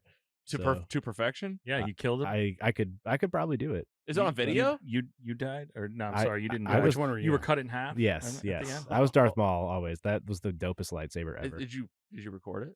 No, I wish I did. He is Oh. the Star Wars kid. I wish I Yeah. did, dude. Oh my What- god! Like, We were 10 when those prequels started getting rolling, like 11. oh man, I love that. Was so fun. Like that. Those movies were They had the collabs with McDonald's. were They, everything at the time. At, They at yeah. 10, what did you guys think of Jar Jar? Because I saw it when I was 25, Yeah, I 24. was- so I like, was what was it like for you? nine- That Yeah. dude's 20. hilarious. he was I thought he was fun. hilarious. He was yeah. like a funny, goofy character that was like a non.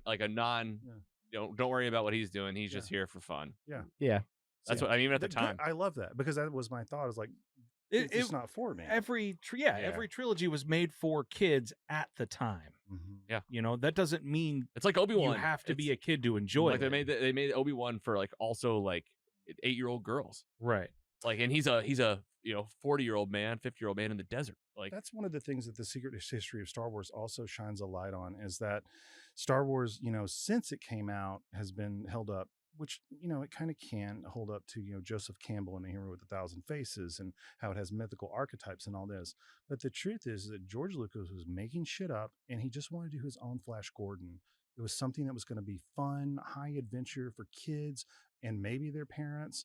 And it's like when we started to, and then we're like, oh, this is why Star Wars is great. Then it's like it kind of it elevates, the expectation of what it should be. And it's like, enjoy it for what it is rather than what you think it's bringing to the table. And I think that's also why George did not help himself by going back and be like, oh no, this is actually what I meant, and, including this. And I knew this all the time. Yeah. No. you I'm dig not yourself a buying it. hole when you start doing Oh, that. 100%. Yeah, I meant to do this all the time. Shut the fuck up. You did not. Just have your money.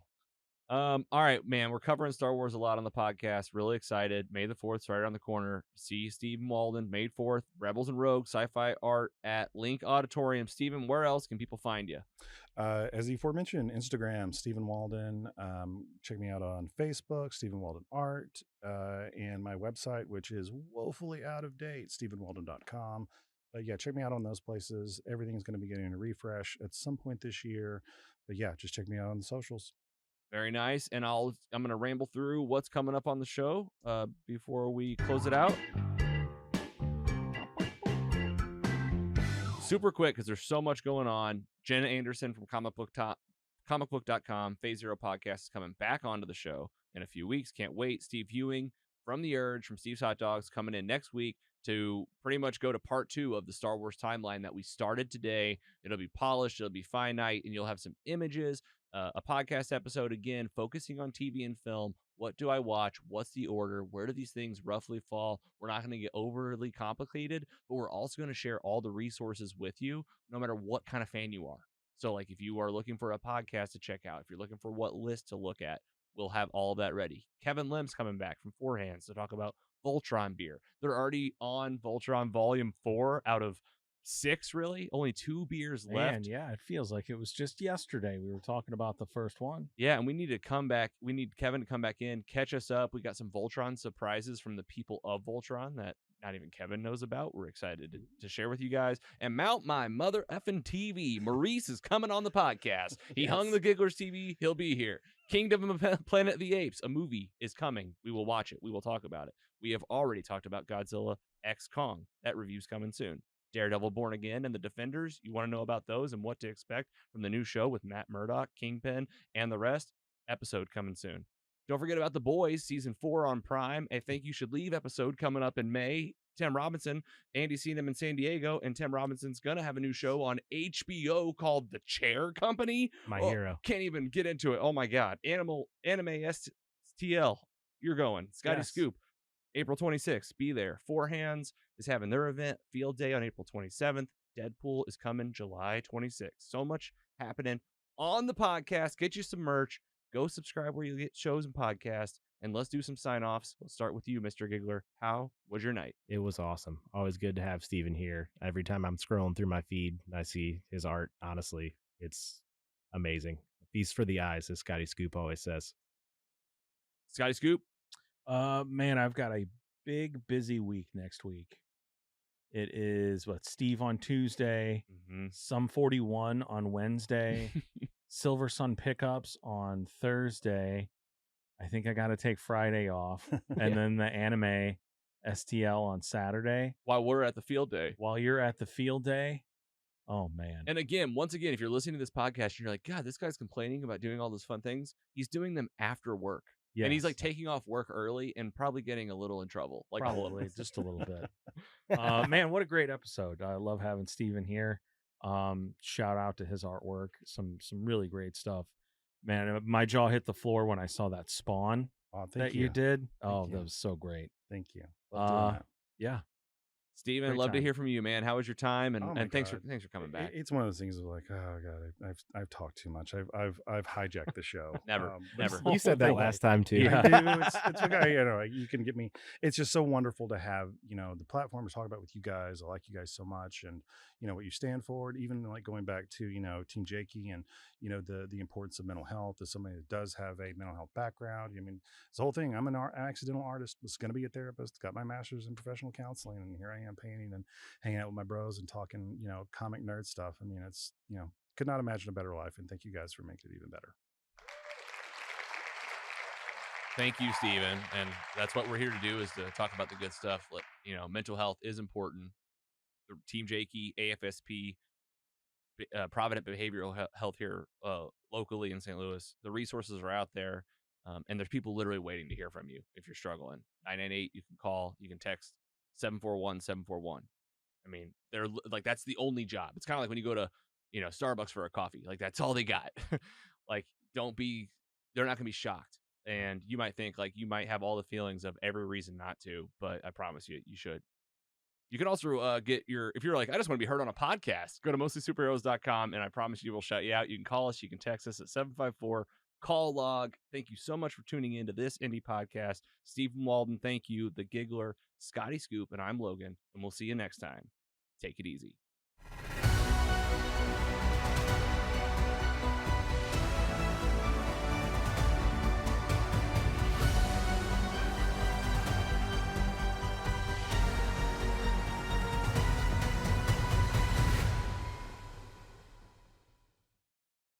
Mostly Superheroes is proud to be funded in part by our sponsors. Mostly Superheroes is funded in part by paying patrons who receive early, ad-free, and exclusive episodes. Subscribe at mostlysuperheroes.com/support.